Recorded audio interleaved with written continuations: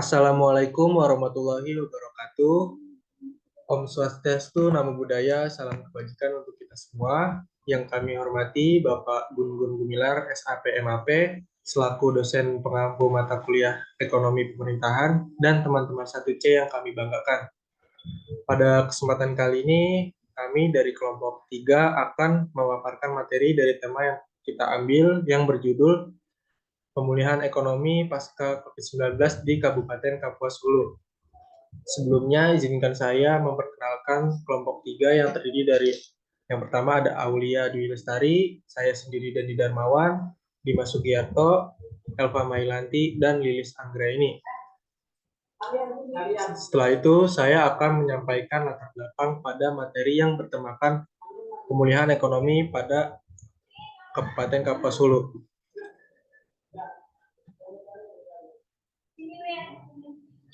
Pandemi COVID-19 di Indonesia mulai terdeteksi pada awal Maret 2020 yang menyebar dengan cepat hampir ke seluruh wilayah.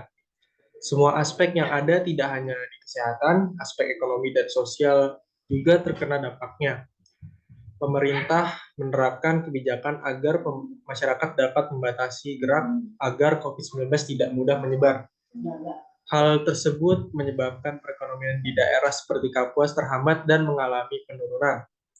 Diharapkan penghambatan dan penurunan ekonomi tersebut harus segera diatasi agar tidak mengalami kondisi yang lebih buruk lagi.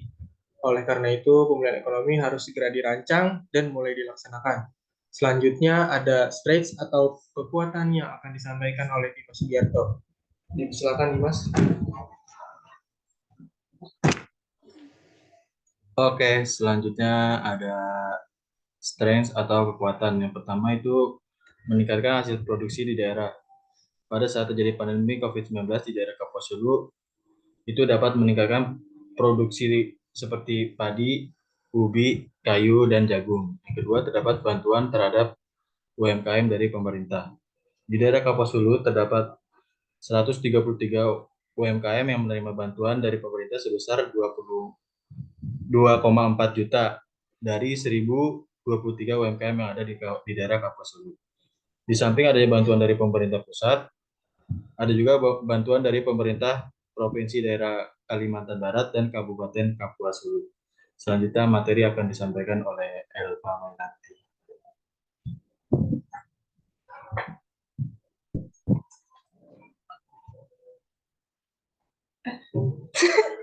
Gue lupa. Lanjut aja Pak. Jadi weakness atau kelemahan. Yang pertama itu ada pembangunan yang terhambat karena APBD. Akan difokuskan untuk fasilitas kesehatan yang akan dipergunakan untuk memperbanyak posko dan vaksin sebagai bentuk pemulihan pandemi COVID-19.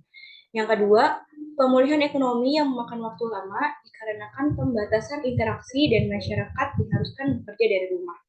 Yang ketiga, selain di bidang kesehatan, APBD juga akan dipergunakan untuk pemulihan pada ekonomi masyarakat yang terdampak krisis ekonomi. Hal ini membuat anggaran APBD terfokus pada dua bidang, yaitu kesehatan dan ekonomi. Yang keempat, meningkatkan ketergantungan. Karena jika anggaran pemerintah berupa APBD tidak mencukupi, pemerintahan akan mencari alternatif dengan meminta bantuan kepada negara maju maupun negara sahabat. Selanjutnya akan dilanjutkan oleh Aulia Dwi.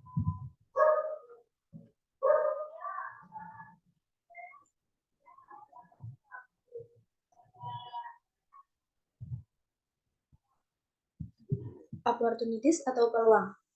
Peluang yang pertama memajukan UMKM, koperasi, dan BUMDes yang mengolah sumber daya alam dan merupakan usaha yang sudah dilakukan oleh masyarakat dengan kearifan lokalnya.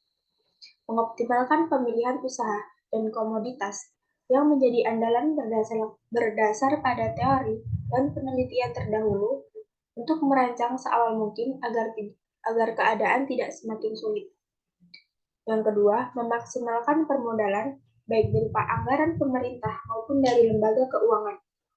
Yang ketiga, melakukan penguatan usaha berupa permodalan, jaringan telekomunikasi, digitalisasi usaha, membentuk jaringan usaha, dan perluasan pemasaran.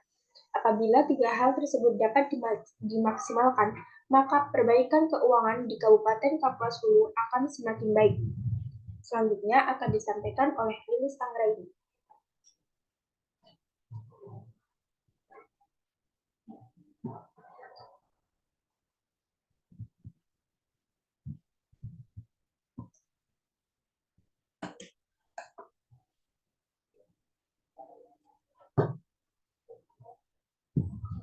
Baik, selanjutnya ada threats atau ancaman. Yang pertama ada krisis ekonomi mengenai mahalnya bahan baku, dan yang kedua ada kemiskinan berkepanjangan, dan yang ketiga ada krisis ekonomi terhadap petani mengenai kerugian karena jatuhnya harga komoditi.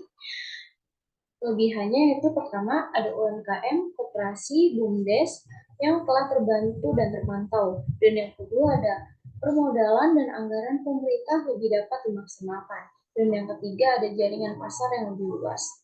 Kekurangannya yang pertama ada terhambatnya pembangunan karena APBD difokuskan fasilitas kesehatan. Dan yang kedua adanya ketergantungan karena anggaran pemerintah berupa APBD tidak mencukupi. Baik, sekian dari saya kembalikan kepada moderator.